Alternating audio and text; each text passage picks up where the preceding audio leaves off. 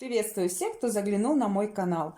Прежде чем приступить к обзору, хочу выразить свою отдельную благодарность зрителям, которые проявляют активность на канале. Подписываются, оставляют свои комментарии и ставят лайки. Самвел приезжает к маме, она уже на старте, готова к взлету. Шубейка ждет, а то как бы моль не поела. Заваляется в этом магазинчике и труба дела. Она уже позавтракала, а вот в этот раз мне интересно, какой у нее сахар, если она ничего не ела, как уверяет, целый день. Значит, сахар должен быть как в сказке. ТВ говорит, померила утром, а сахар 9 с хвостиком. Меня терзают смутные сомнения. Вчера вечером Самвел ей принес бутылку кефира, чтобы утром она пила его после целого дня, ну, как она уверяет, голодовки. Самвел решил проверить, сможет ли мама открыть эту бутылку. У нее же сил нет, она его воду просит открывать. На расправу со зрителями силы у нее есть, хоть отбавляй. А открыть бутылку силы нет. Баба Таня поднапряглась, но бутылочку открыла. Я еще тогда подумала, когда она открыла крышку, понюхала и сказала, ой, как вкусно пахнет. Зря Самвел ее об этом попросил. Он тут же вскорях ушел, ему нужно было подождать минут 10 и снова вернуться и проверить эту бутылку, пила она из нее или нет. Вполне вероятно, что она оттуда все-таки отхлебнула, но никак не могу я поверить в то, что она целый день ничего не ела. Потом, нанюхавшись кефира, смогла сдержать себя и не сделать, ну, хотя бы несколько глоточков. Она даже когда сытая, сидит по полночи, не спит и все равно делает перекусы. А тут она целый день голодная и на перекус не соблазнилась. Но правда, сомнительный вариант. В эту ночь баба Таня жалуется, что она тоже не спала. Всего несколько часиков вздремнула, часика 3, не больше. Видимо, считала, ну когда же наступит уже 10 часов, чтобы она могла поесть. Самвел говорит, ты ничего не ела? Клянется, божится, что она реально ничего не ела, терпела из последних сил. Ему нужно было попросить ее поклясться здоровьем Эдика. Один раз это сработало. ТВ смотрела на сына честными глазами и уверяла, что... А вот в чем именно уверяла, я уже не помню. Но она говорила, нет, нет, в общем, от чего-то она отказывалась. Ну и Севка говорит, ну раз ты говоришь правду, тогда поклянись здоровьем Эдика, что ты не врешь. Она клясться не стала, ну, понятное дело, побоялась, а вдруг и в самом деле сработает, и каким-нибудь образом это отразится на любимом сыночке, вот это ее вранье. Но Самвел в этот раз не попросил ее ни в чем клясться, он прям ей верит как Богу, на слово. Как же любят подломяны совать свои конечности в экран. Диана то руки, то ноги снимает. Баба Таня тоже не отстает и с удовольствием тычет копыта в экран.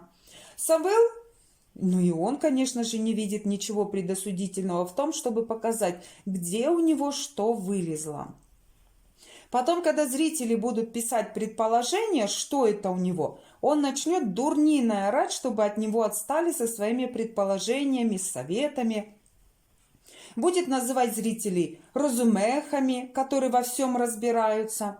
И самое удивительное, что действительно найдется немало зрителей, которые начнут делать предположения, давать советы, назначать какое-то лечение. И это после того, как он неустанно кроет матом за эти самые советы. А ведь иногда и в самом деле дают дельные ему советы, которые действуют им во благо. Когда у ТВшки начались пролежни, одна зрительница написала, что она работает медсестрой в реанимации и знает, что это за пятна. Сразу же написала рецепт вот этой болтушки, которая впоследствии ТВшке помогла быстро победить пролежни. Самвел вначале что сделал? Послал ее на 3 буквы. Сказал, чтобы она не совала свой длинный нос куда не следует. Ее совета никто не спрашивал. Потом, видимо, остыл, решил еще с кем-то проконсультироваться.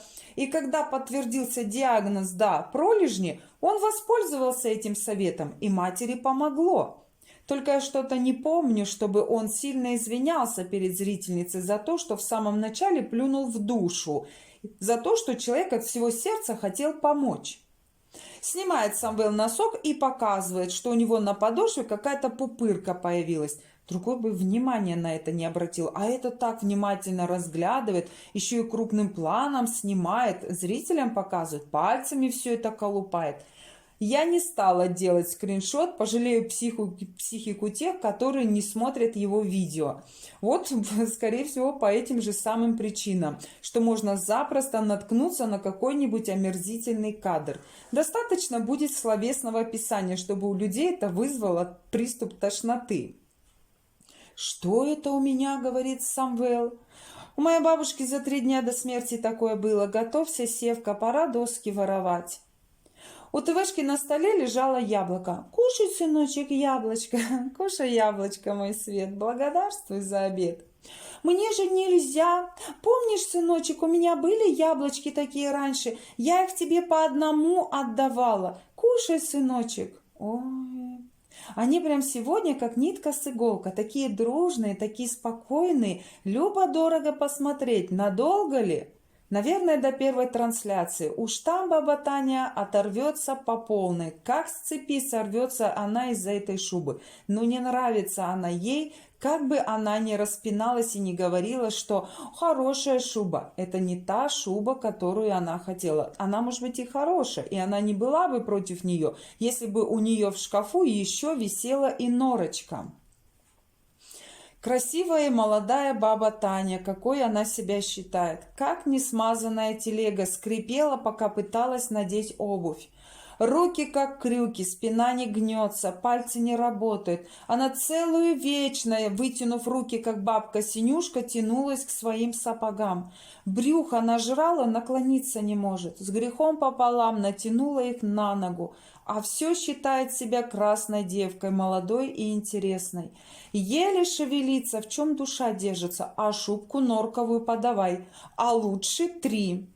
Сапоги грязные, она как ходила в них, так и на кухню притащила с грязной подошвой. У человека нет элементарного понятия вернуться с улицы и тут же вымыть обувь. Городская, блин. «Мама, а что, заправлять брюки в сапоги не будешь? Ну ти ж бачиш, що пишуть». Слава Богу, скажите, что есть зрители, которые подскажут, как надо, а то так и ходила бы кавалеристка Танька, а я милого узнаю по походке, он носит брюки галифе. «Твои придурковати пишут». А что же вы такие умные, сами не соображаете, как нужно правильно одеваться? Заправляет штанины в сапоги, будто собирается идти к скотине управляться. Придурковатые не только пишут, но еще и посылки присылают. Вот кто поверит, что они хорошо отзываются о тех, кто им что-либо дарит? Я после Севкиного рассказа о том, что ему дарили подарки, а потом, когда он закончил снимать видео, он ржал над этим. Ни за что не поверю, что он не крутит у виска и не говорит: ну да чего зрители тупые, ну надо же, присылают и присылают, матом их крою, мать проклинает, что только на них, какую грязь не лили, а они все равно продолжают присылать посылки, ну кто их умными назовет? А ТВшка, кстати, по поводу крутения у виска, тоже у своего покрутила, где у нее там винтиков не хватает. Говорит, прям так и задушила бы зрителей, которые пишут комментарии. И так осклабилась, аж штакетник свой обнажила, железный, крокодилица. «А что теперь зрители будут писать?» — говорит ТВ. «Она ведь правильно надела брюки». А то и напишут, что одеться не может, обуться не может. Зато губехи красным по памяти наквасовала. Да еще и как попало, красной помадой. Чтобы красить такой помадой, надо использовать контур. Аккуратно прокрашивать, чтобы нигде не вылезти за край. А у нее как мазнулась, так и мазнулась. Жуткое зрелище. Старуха с такими губами. Самвел специально сделал на них акцент. Он же видит, что она криво накрасила. И любящий сыночек ни за что не подскажет матери, чтобы она подровняла. Так и поедет, как чувырла. Клоунесса. Ей шарика красного не хватает на нос. А какой свитер черный! У нее воротник вот повыше был выпрямленный, теперь она его подкатила пониже. Чернючий! Он был черный, когда она еще на игрень в нем ездила. Он реально черный и не стиранный ни разу. Эту кофту она не стирала ни разу. А когда она запрыгивала в машину, штаны на коленях аж лоснятся. Она их тоже не стирает. И как бы она ни старалась, но все равно, имея такую проблему, как недержание, у нее подтекает, она сама рассказывала. И пусть не рассказывает вот эти сказки, что от нее не смердит. Какая же грязная старуха. Что внутри, что снаружи. Отврат. Поехали в магазин.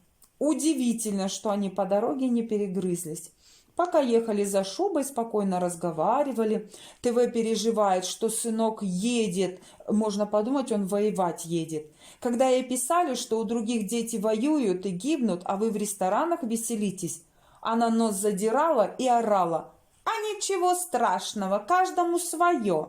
Сейчас он собирается поехать отвезти гуманитарную помощь. Он ведь не на поле боя едет в самую гущу событий. А она уже запереживала. Вот видите, как свое говно жалко. А у других пусть гибнут, пока они в ресторанах сидят. Ее это не колышет. Всякую херню несла. Знаете, за что переживала? За то, что разрушений много. А кто будет заниматься восстановлением? Те, которые воюют, все уйдут. Вот только и того, что прямо не сказала, все погибнут. А другие еще маленькие, не выросли, чтобы этим заниматься. Она вообще не думает о том, что почувствуют, услышав ее слова, зрители. Мужчины, женщины, дети, у которых воюют. Она так беспечно отправила их всех на тот свет и переживает, что некому будет строиться. Ни стыда, ни совести у человека нет. Вот так бездумно задевать чувства других людей, и Самвел хоть бы одернул ее. Не-а, как будто так и надо. «Эдик, мама звонит?» «Нет, не звонит. Когда видео снимал, тогда постоянно звонил. На дерево лез записывать разговор». До какой же степени он гнилой мужик. Ему даже жаль того, что Эдик снимал когда-то видео с мамкой и что-то на этом заработал. Когда Эдик просил отправить мамку к нему, Самвел сунул дулю в экран, прямо сунул дулю в экран и сказал, что контент такой брату он не отдаст. Такая корова нужна самому. Обещал к матери 7 дней не приходить, а выдержал только 5. Снимать-то нечего. Одно видео в день выпускал, ну и пару трансляций в день делал. Что это вообще, честно говоря, очевидно невероятное. Потом посмотрел, что никто не смотрит, а деньги-то теряет, и решил плюнуть на гордость. Вернулся, и понеслись по 4 видео в день. Он думает, как ему мама ради выгоды, так и всем остальным. Он даже зрителям ведь ее как-то отдавал, говорил: берите, вот полностью уход за нею будет на вас, и снимайте, это вам готовый контент.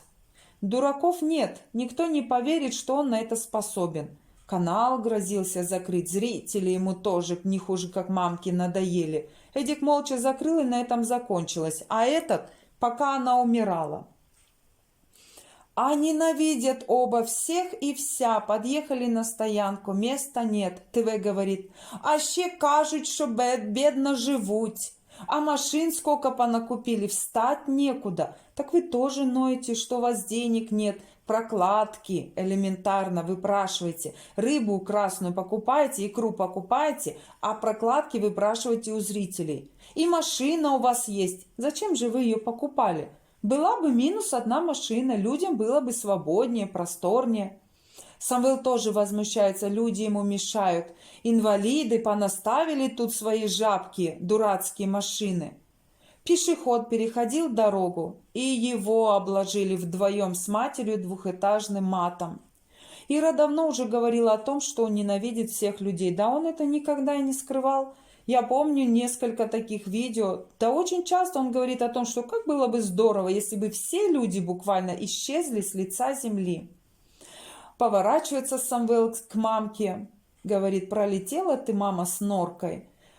Чтобы мама пролетела? Да никогда в жизни я в это не поверю. Она никогда своего не упускала и не упустит. Все равно она своего добьется и шубу выкружит, не мытьем, так катаньем. Нашел Самвел свободное место, где можно припарковаться. Подъехали к магазину с шубами. Примерка будет в следующем видео. На этом я свой обзор буду заканчивать. Надолго не прощаюсь с вами. Всем пока.